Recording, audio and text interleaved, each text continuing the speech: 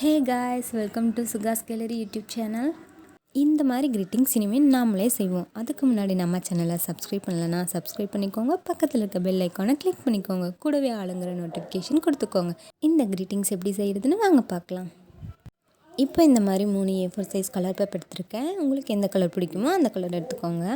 இப்போ இந்த ப்ளூ கலரில் கோட் மாதிரி பண்ண போகிறோம். அதுக்கு இந்த மாதிரி 2ஆக மடிச்சுட்டு சென்டர் பார்ட்டாக மார்க் பண்ணிக்கோங்க.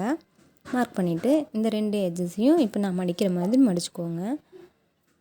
இப்போ மடிச்சிருக்க அந்த பாட்டை மீண்டும் இந்த மாதிரி மடிச்சுக்கிறோம். மடிச்சுட்டு அதை மேல் பக்கம் மட்டும் இந்த மாதிரி நல்லா ப்ரெஸ் பண்ணி விட்டுக்கோங்க. ஃபுல்லாக நீங்கள் மார்க் பண்ணணும் தேவையில்லை. மேல் பக்கம் மட்டும் இந்த மாதிரி ப்ரெஸ் பண்ணி விட்டுருங்க. இப்போ மடித்ததுக்கப்புறம் ஸ்கேல் எடுத்து அதில் 8 சென்டிமீட்டர் அளவு எடுத்துகிட்டு இந்த மாதிரி மார்க் பண்ணிக்கோங்க. இப்போ 3 மார்க் பாயிண்ட் கிடச்சிருக்கு. இப்போ இந்த 3 பாயிண்ட்டையும் ஜாயின் பண்ணிடுங்க. நான் உங்களுக்கு தெரியணும் அப்படிங்கிறதுக்காக ஸ்கெட்ச் யூஸ் பண்ணியிருக்கேன். நீங்கள் இந்த மாதிரி யூஸ் பண்ண தேவையில்லை. அதுக்கப்புறம் மார்க் பண்ண இந்த பாயிண்ட்டை இப்போ நான் மடிக்கிற மாதிரி மடித்து விட்டுக்கோங்க. நல்லா ப்ரெஸ் பண்ணி விட்டுருங்க. இப்போ இந்த மாதிரி நமக்கு கிடச்சிருக்கு. அடுத்து வேறொரு ஒயிட் பேப்பர் எடுத்துகிட்டு அதில் ஒரு ஸ்கேல் அளவு வச்சு இந்த மாதிரி லைன் ட்ரா பண்ணி அந்த பார்ட்டை கட் பண்ணி எடுத்துருங்க. அந்த பார்ட் இப்போ நமக்கு தேவையில்லை. இப்போ இந்த ஒயிட் பேப்பரை 2ஆக மடிச்சுட்டு கோட் மாதிரி செஞ்சுருக்கோம் இல்லையா, அதுக்குள்ளே வச்சு பார்க்கலாம் அளவு கரெக்டாக இருக்குது.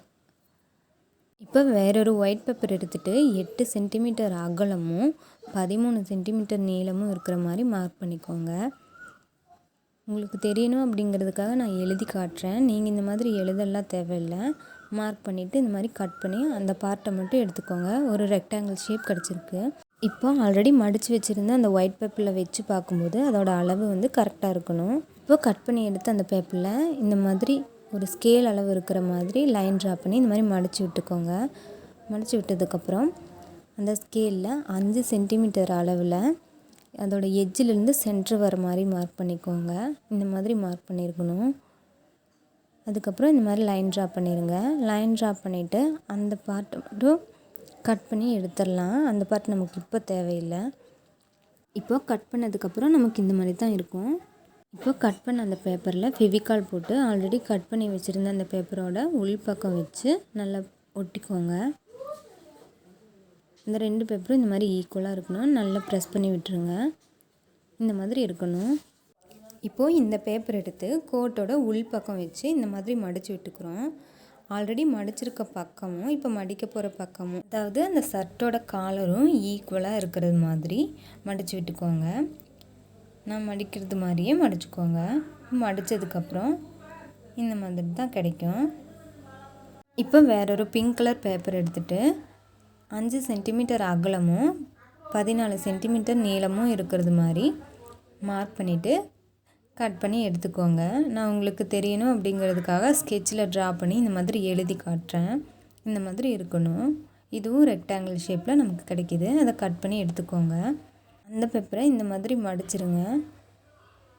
இப்போ ஸ்கேல் எடுத்துகிட்டு அதோட அகலம் இருக்கிற மாதிரி அந்த பேப்பரில் வச்சு இந்த மாதிரி மடித்து விட்டுக்கோங்க. மடித்ததுக்கப்புறம் அந்த 2 பாயிண்ட்டையும் இந்த மாதிரி மார்க் பண்ணிடுங்க. மார்க் பண்ணிவிட்டு ஒரு லைன் ட்ரா பண்ணிக்கலாம். அதுக்கப்புறம் நான் போடுற மாதிரி இந்த மாதிரி லைன் ட்ரா பண்ணிடுங்க. இந்த மாதிரி கிடைக்கும். இதை கட் பண்ணி எடுத்துக்கலாம். இப்போ அந்த பார்ட் நமக்கு டை மாதிரி கிடச்சிருக்கு. இப்போ அதோட மேல் பக்கம் கம் போட்டு இந்த ஷர்ட்டோட உள்பக்கம் வச்சு நல்லா பேஸ்ட் பண்ணிக்கிறோம். இப்போ க்ரீட்டிங் இந்த மாதிரி கிடச்சிருக்கு.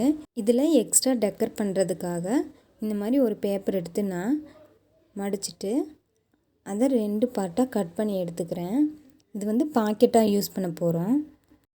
அடுத்து ஒரு சின்ன பேப்பர் எடுத்து இந்த மாதிரி நான் கட் பண்ணுற மாதிரி கட் பண்ணிக்கோங்க. அதுக்கப்புறம் இந்த மாதிரி பட்டன் எடுத்துகிட்டு அதில் கம் போட்டுட்டு இந்த மாதிரி ஒட்டிக்கிறேன். ஒட்டிட்டு நல்லா ப்ரெஸ் பண்ணி விட்டுடுங்க. இப்போது ஆல்ரெடி கட் பண்ணி வச்சுருந்த அந்த 3 பேப்பர்ஸையும் எடுத்து ஃபெவிகால் போட்டுட்டு இந்த மாதிரி ஒட்டி விட்டுடுங்க. ஒட்டி நல்லா ப்ரெஸ் பண்ணி விட்டுடுங்க. அவ்வளோதான், க்ரீட்டிங் ரெடி ஆகிடுச்சு. இப்போ அந்த கார்டை எடுத்து நான் உள்பக்கமாக ஹாப்பி ஃபாதர்ஸ் டேன்னு எழுதிக்க போகிறேன். நீங்களும் இந்த கிராஃப்டை ட்ரை பண்ணி பார்த்துட்டு கீழே கொடுத்துருக்க இந்த மெயில் ஐடிக்கு உங்கள் கிராஃப்டை சென்ட் பண்ணுங்கள். லெட்டர்ஸ் மட்டும் இருக்கிறனால இது சிம்பிளாக இருக்குது, அதனால் நான் ஸ்டார் ட்ரா பண்ண போகிறேன். உங்களுக்கு எந்த மாதிரி டிசைன் பிடிக்குதோ அந்த மாதிரி நீங்களும் ட்ரா பண்ணிக்கோங்க. இந்த கிராஃப்ட் எப்படி இருக்குதுன்னு சொல்லி கமெண்ட்டில் சொல்லுங்கள். ஃபாதர்ஸ் டேக்கு இந்த மாதிரி க்ரீட்டிங் ட்ரை பண்ணி பாருங்கள். இந்த கிராஃப்ட் உங்களுக்கு பிடிச்சிருந்தா இந்த வீடியோக்கு லைக் பண்ணுங்கள், உங்கள் ஃப்ரெண்ட்ஸுக்கு ஷேர் பண்ணுங்கள். இது வரைக்கும் நம்ம சேனலை சப்ஸ்கிரைப் பண்ணாமல் பார்த்துட்டு இருந்தீங்கன்னா சப்ஸ்கிரைப் பண்ணி பக்கத்தில் இருக்க பெல் ஐக்கானை கிளிக் பண்ணிக்கோங்க. கூடவே ஆளுங்கிற நோட்டிஃபிகேஷனை கொடுத்துக்கோங்க. தேங்க்ஸ் ஃபார் வாட்சிங்.